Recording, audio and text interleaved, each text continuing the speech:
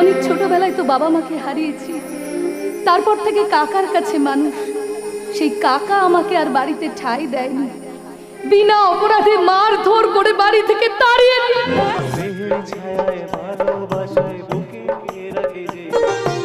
অনেক জলাশয় বুকে চলে মুখ লুকিয়ে রেখে জীবন আবার কাটিয়ে দেব তোমায় দেখে। শোন,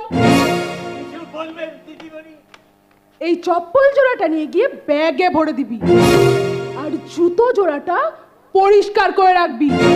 কি বললাম বুঝতে পেরেছিস?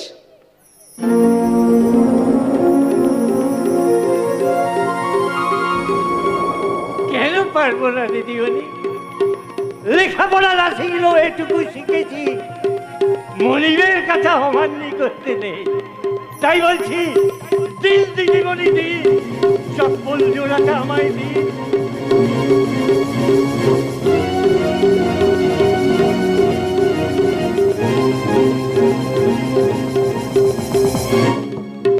একটা কথা বলবো দিদিমণি, এই চপ্পল জোড়াটা হাতে নিয়েছি, এতে আমার লজ্জা মান অভিমান কিচ্ছু হচ্ছে না।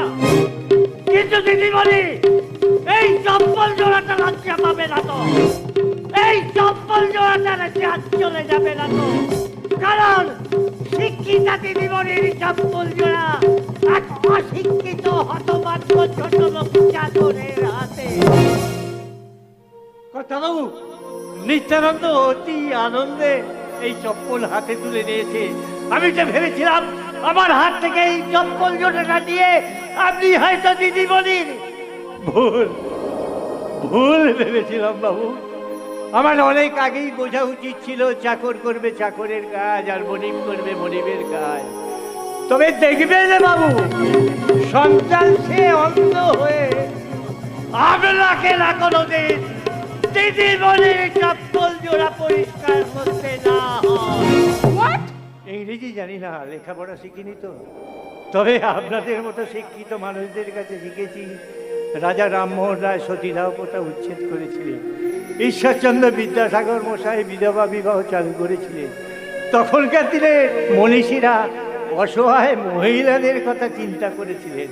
তবে আমার মনে হয় ওনারা যা করে গেছেন সব ভস্যে ঘি ঢেলে গেছে। তখনকার দিনে আপনার মতো ২-১০টা মেয়ে যদি এখানে থাকতো, তাহলে ভুল সিদ্ধান্ত ওনারা কিছুতেই করতেন না। ড্যাডি, এই ইডিয়েট নিত্যানন্দ কি বলছে তুমি কিছুই শুনতে পাচ্ছ না? বলছি, এই চপ্পল জোড়াটা ব্যাগে ভরে জুতো জোড়াটা পরিষ্কার করে রাখো। তাই নিত্যানন্দ, কর্তাবাবু, কর্তাবাবু, না না না,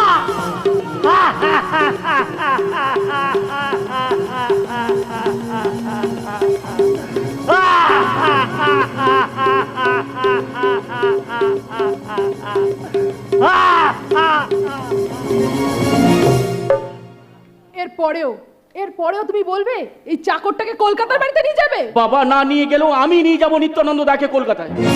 কেন? ওখানে নিয়ে যাওয়ার কি সে দরকার? কৈফত আমি তোকে দেবো না। তোরা দুজনে মিলে কি এখনো ঝগড়া করবি? আমি কলকাতায় চলে যাবো, এটা দাবাটার আপত্তি কিসের? আমি নিত্যানন্দকে কলকাতায় নিয়ে, তাতে তোর কি অসুবিধা আছে? কিছু করবি? আমি তোদের বাবা, আমি তোদের দুজনকেই সম্মতি দিচ্ছি। সুদীপ, তুই এখনই নিত্যানন্দকে নিয়ে কলকাতায় রওনা দে। মা, তুই রেডি হয়ে নে। পোড়া কপাল, আমাকে এই গ্রামেই পড়ে থাকতে হবে। আমার এই পোড়া কপালে ওই শহরের পুজো নেই। তার মানে কি বলছো বৌদি? তুমি এই শহরের পুজো ছেড়ে এই গ্রামে পড়ে থাকবে? পড়ে তো থাকতেই হবে।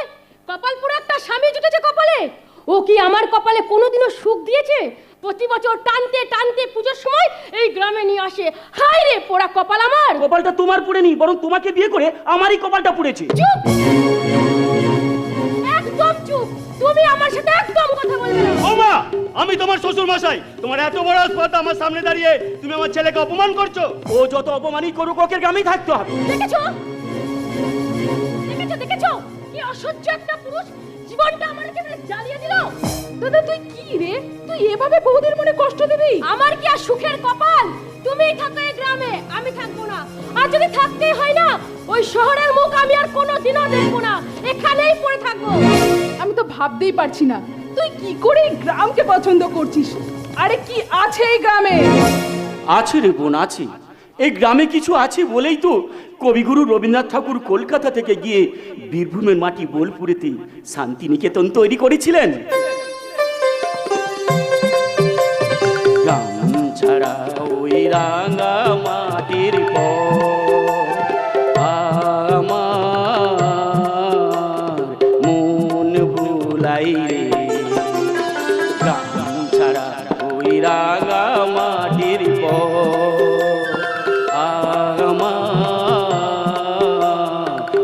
মন ভুলাই রে।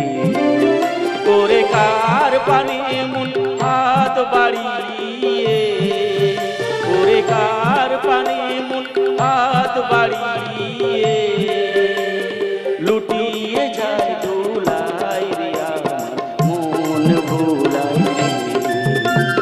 রাগাম ছাড়া ওই রাঙা মাটির মন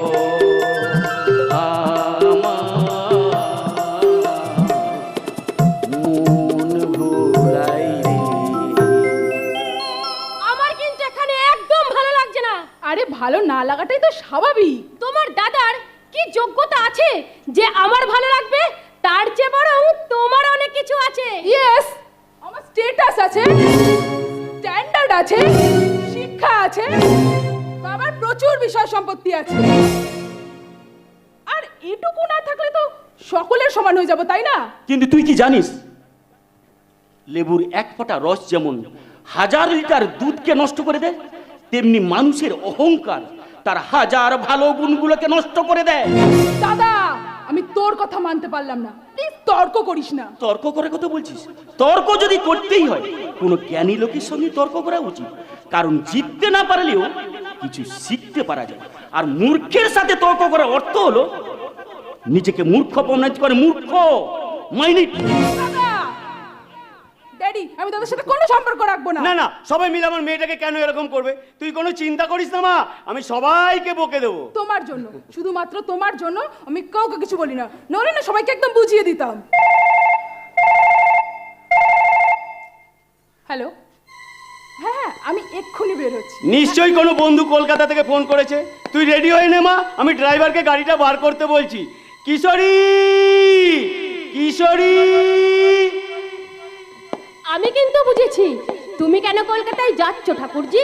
তুমিই আমাকে বলেছিলে ওই দুটো ছেলে তোমার পিছনে ঘুরঘুর ঘুরঘুর করছে, দীপঙ্কর আর রকি।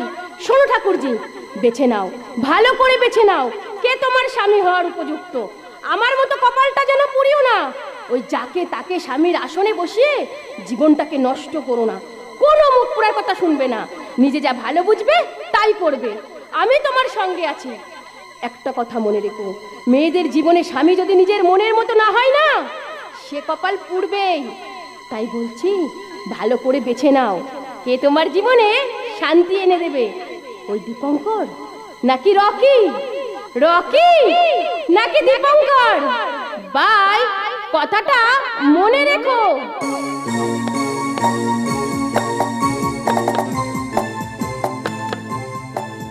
রকি নাকি দীপঙ্কর, দীপঙ্কর নাকি রকি, দুজনেই আমার কলেজের বন্ধু, দুজনকেই আমি ভালোবাসি।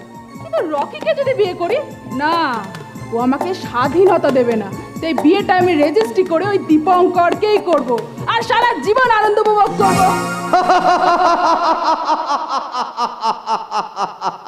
একদম একদম ঠিক বলেছো ভাগ্নে, জীবনে স্বাধীনতা চাই।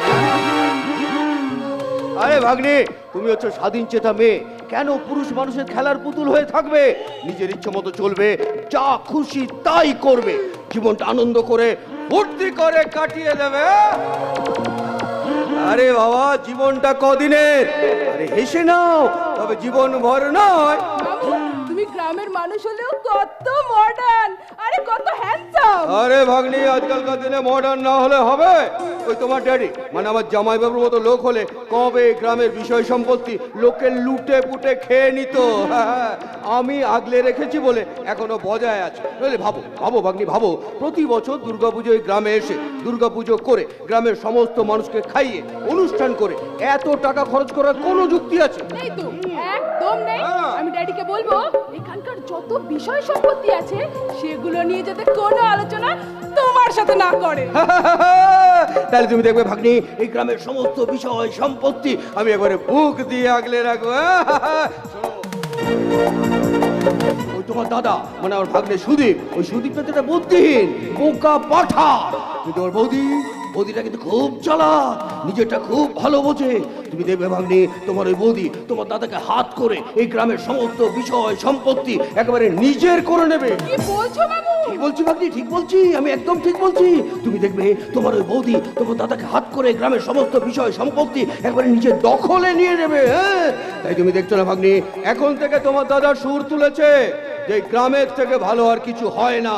তুমি দেখবে ওরা দুজন এই গ্রামেই ডেরা নেবে। মামু, তুমি ওদেরকে এখান থেকে তাড়াও, নয়তো সব সম্পত্তি যে হাতছাড়া হয়ে যাবে। আরে ভাগ্নি, তুমি চিন্তা করছো কেন? আমি আছি, তোমার চিন্তা কিসে? দেখছি দেখছি ভাগ্নি, দেখছি ওদের দুজনকে কি করে এই গ্রাম থেকে তাড়ানো যায়। মামু, তুমি আমায় দেখবে আর আমি তোমায় দেখব। সেই ভালো। এই নাও। না না না না না না ভাগ্নি, আমি নই, আমি নই, আমি নই। এখন থেকে তোমাকে দেখবে ওই দীপঙ্কর। শোনো ভাগ্নি, তুমি এক কাজ করো, তুমি তাড়াতাড়ি কলকাতায় গিয়ে দীপঙ্করকে বিয়ে করে ফেলো, আর আমি কলকাতায় গিয়ে তোমাদের দুজনের বিয়ের রেজিস্ট্রির ব্যবস্থাটা করে দেবো। কেমন? কেউ মামু, তুমি তাড়াতাড়ি পুজো মিটিয়ে কলকাতা চলে এসো। তুমি নিজে দাঁড়িয়ে থেকে সাক্ষীতে সই করে আমার সাথে দীপঙ্কর রেজিস্ট্রিটা করিয়ে দেবে। একদম। ওকে মামু? ওই মামু, আমার মিষ্টি মামু।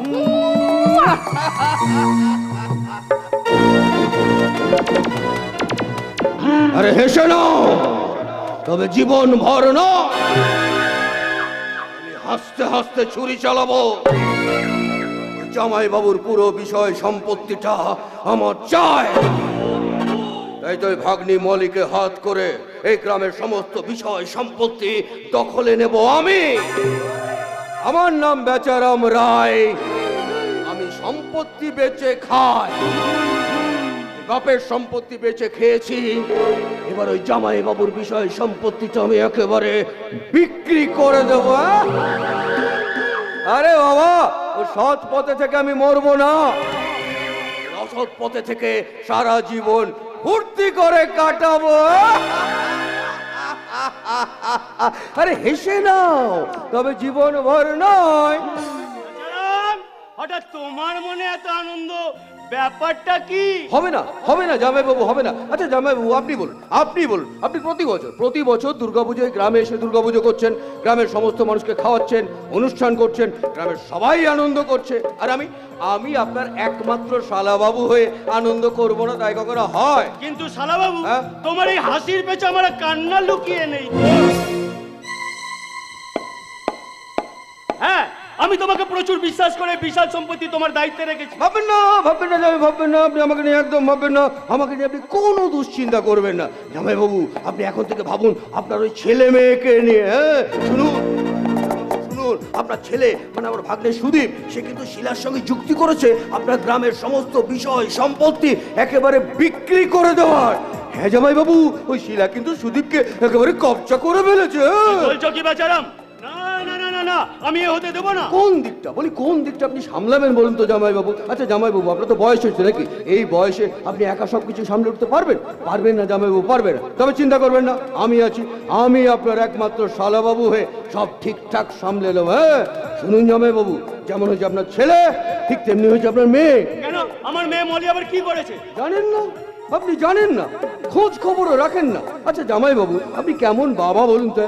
বাবা হয়ে আপনার একমাত্র মেয়ে মলির খোঁজ খবরটা রাখেন না? মলি কোথায় যাচ্ছে, কি করছে? কিন্তু আমাকে দেখুন, আমি আপনার একমাত্র শালাবাবু হয়ে আপনার মেয়ের খোঁজ খবরটা আগের থেকে নিয়ে রেখেছি। হ্যাঁ জামাইবাবু শুনুন, আপনার ওই একমাত্র আদরের মেয়ে মলি ওই কলকাতায় একটা ছোঁড়ার প্রেমে ফেসেছে। হ্যাঁ জামাইবাবু, খুব তাড়াতাড়ি ওরা তোকে রেজিস্ট্রি করে বিয়ে করবে। আরে খোঁজ খবর নিন জামাইবাবু, খোঁজ খবর নিন, ওই ছোঁড়াটা সম্বন্ধে আপনি ভালো করে। ও আপনি তো আমার খোঁজ খবর নিতে পারবেন না, তবে চিন্তা করবেন না, আমি আছি। আমি আপনার একমাত্র শালাবাবু হয়ে আগের থেকেই ওই ছোঁয়াটা সম্বন্ধে খোঁজ খবর নিয়েই রেখেছি। হ্যাঁ শুনুন জামাইবাবু, ওই ছোঁয়াটা হচ্ছে একটা বিধবা মায়ের সন্তান। মা ছাড়া কিচ্ছু বোঝে না।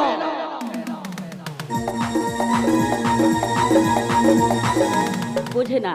আমার বড় ছেলে দীপঙ্কর মা ছাড়া কিচ্ছু বোঝে না। পাগল ছেলে আমার, সারাক্ষণ শুধু মা মা মা। মা এই। ও আমার মা, মা ও আমার মা, মা ও আমার মা, মা ও আমার মা।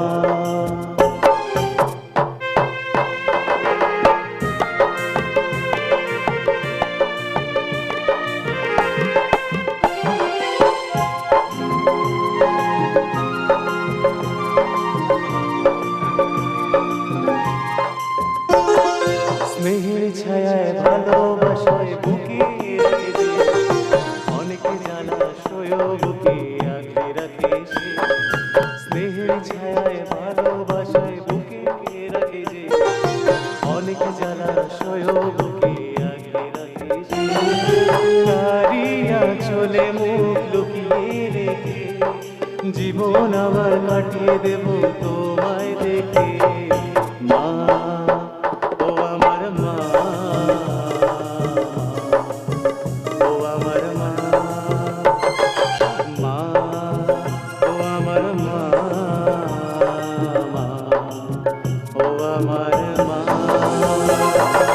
তা হ্যাঁ রে বাবা, হ্যাঁ? এই বয়সেও কি তুই ছেলে মানুষই করবি? কেন বলো তো? মায়ের আঁচলের গন্ধ ছেড়ে এবার যেত। না না না না না মানো, কোনো নেগেটিভ কথা কিন্তু চলবে না। হ্যাঁ। হাজার তারার মধ্যে তুমি তো আমার মনের আকাশে নক্ষত্র। উমা তাই? হ্যাঁ, তোমার তুলনা শুধু তুমি মা। সত্যি? হ্যাঁ মা। চন্দ্র যে তুই, মোর সূর্য যে তুই, আমারি আঁখিতে তারা যে তুই। চন্দ্র যে তুই, মোর সূর্য যে তুই, আমারি আঁখিতে তারা যে তুই। খুশি হয় মন মোর তোকে দেখে, দূর নীলে আলোরি সারা যে তুই। খুশি হয় মন মোর তোকে দেখে, দূর নীলে আলোরি সারা যে তুই। চন্দ্র যে তুই, মোর সূর্য যে তুই, আমারি আঁখিতে তারা যে তুই। আমারি আঁখিতে তারা যে তুই। আমারি আঁখিতে তারা যে তুই। ও সত্যি মা, বিশ্বাস করো, এতদিন পর কলকাতা থেকে এসে তোমাকে পেয়ে মনে হচ্ছে আমি আমার বাড়িতে না, স্বর্গে চলে এসেছি। হ্যাঁ, আর সেই স্বর্গের দেবী রূপে তোমাকে আমি একটু ভক্তি ভরে পুজো করি মা। পাগল ছেলে তুমি একটু আমার। উপরে উঠে দাঁড়াও না, একটু তো পারি না একটু রে কষ্ট বাবা। করে দাঁড়াও, একটু কষ্ট করে। হ্যাঁ হ্যাঁ। জননী জন্মভূমিশ্চ স্বর্গাদপি গরীয়সী, জননী জন্মভূমিশ্চ স্বর্গাদপি গরীয়সী, জননী জন্মভূমিশ্চ স্বর্গাদপি গরীয়সী, জননী জন্মভূমিশ্চ স্বর্গাদপি গরীয়সী।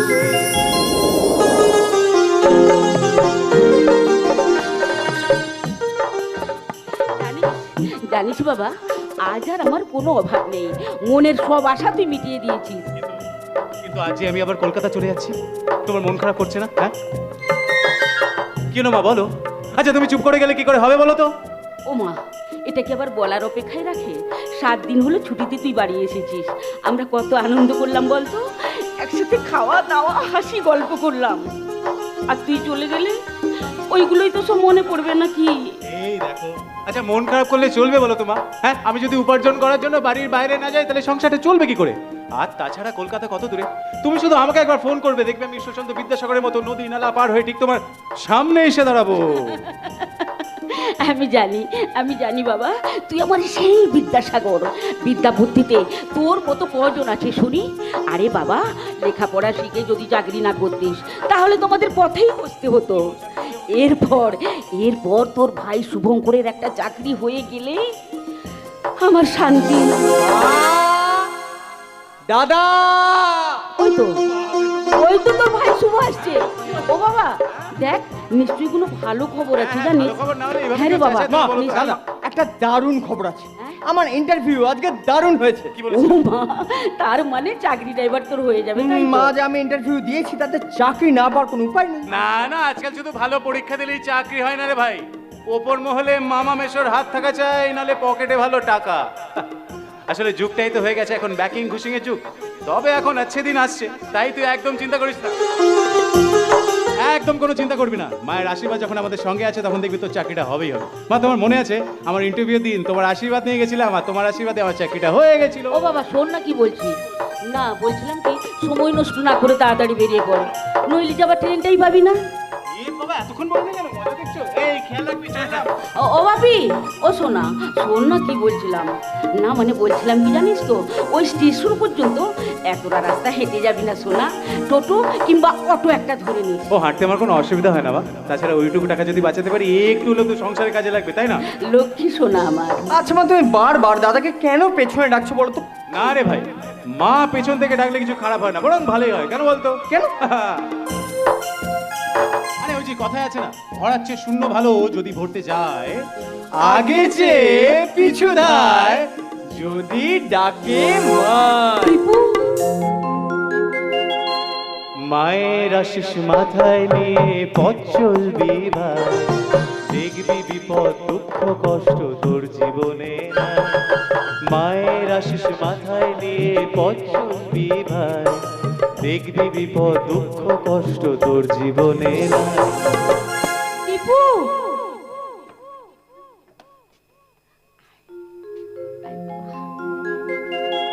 মা, ও আমার মা,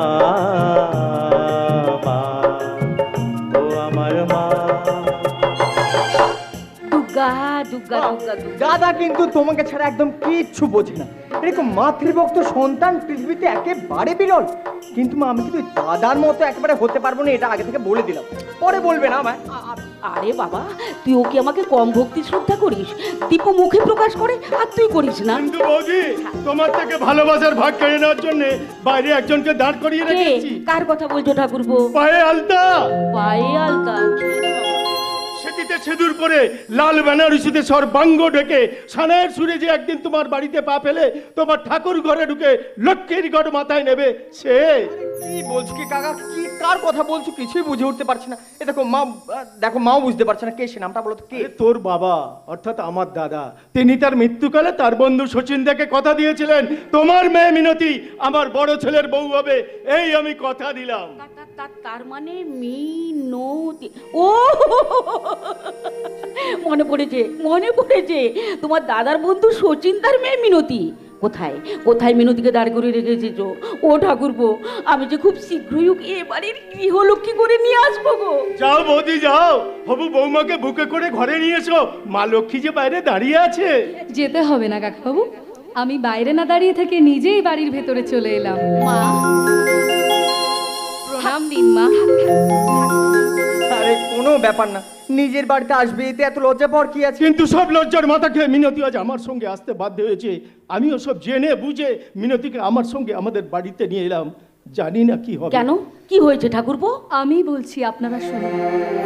অনেক ছোটবেলায় তো বাবা মাকে হারিয়েছি, তারপর থেকে কাকার কাছে মানুষ। সেই কাকা আমাকে আর বাড়িতে ঠাঁই দেয়নি, বিনা অপরাধে মারধর করে বাড়ি থেকে তাড়িয়ে দিয়ে। সেই জন্যই তো মিনতিকে আমার সঙ্গে আমাদের বাড়িতে নিয়ে এলাম। হতভাগী মেয়েটা রাস্তা দিয়ে কাঁদতে কাঁদতে ছুটছিল, তা না হলে হয়তো মনের দুঃখে। ভালো করেছো, খুব ভালো করেছো ঠাকুরপো। তোমার দাদা আজ না থাকলেও তুমি এ বাড়ির গার্জেন। অতএব তুমি যখন তোমার দাদার পছন্দের পাত্রী মিনতিকে এ বাড়িতে নিয়ে এসেছো, তখন ও আজ থেকে এ বাড়িতেই থাকবে, আর ওকে কোথাও যেতে হবে না। কিন্তু বিয়ের আগে কোন পরিচয়ে এ বাড়িতে থাকবো মা? কেন? আমার মেয়ে হয়ে আমার কাছে থাকবে। তাছাড়া আমার বড় ছেলে দীপঙ্কর চাকরির সুবাদে কলকাতায় থাকে। আজই দীপু কলকাতায় চলে গেল। শোনো মা, আগামী যে বিয়ের দিনটা আছে, সেই বিয়ের দিনে তুমি আমার বড় ছেলের হাতে সিঁদুর পরবে। আজই আমার দীপঙ্করকে ফোন করে ডেকে আরে মা খুব ভালো কথা, কিন্তু এত তাড়াহুড়ো করে এই কম সময়ের মধ্যে তো এই আয়োজনটা কি করে করব? আরে বাবা, কোনো কিছুই করতে হবে না। মা বিশালাক্ষীর পায়ে ছোঁয়ানো সিঁদুর তো রয়েছে, সেই সিঁদুর পরিয়ে মিনতিকে আমি আমার বাড়ির বউ করব। মেয়েদের মূল্যবান অলংকার হলো শাখা আর সিঁদুর। যে সিঁদুর সিঁথিতে পড়লে মেয়েদের অতি সুন্দর লাগে, সেই সিঁদুর পরিয়ে বৌমাকে আমি ঘরে তুলবো। ও মা, কি মা খুশি তো? কেন খুশি হব না মা? সিঁদুরের মূল্য আমি দেব না? বিনা সিঁদুরে ভারী ভারী সোনার গয়না পরলেও তাকে বারে গৃহলক্ষ্মী করে মানা যায় না, কিন্তু গয়না ছাড়া শুধু সিঁদুর সিঁথিতে থাকলে তাকে বারে গৃহবধূ করে মানা যায়। আমি সেই সিঁদুর পরা বৌমা হতে চাই মা। সেই সিঁদুর সিঁথিতে পড়ে আমি সারা জীবন আপনার ছেলের মঙ্গল কামনা করব মা, মঙ্গল কামনা করব। হ্যাঁ ও ঠাকুর, বলো বৌদি। এ তুমি কাকে বাড়িতে নিয়ে এসেছো? শুভ, ও শুভ, তোর বাবা কাকে বাড়ির বউ করার প্রতিশ্রুতি দিয়ে গেছে রে। ওকে দেখে এই যুগের মেয়েদের শিক্ষা হবে, আজকালকার মেয়েরা ওকে দেখে শিখবে, বুঝবে সিঁদুরের মর্যাদা।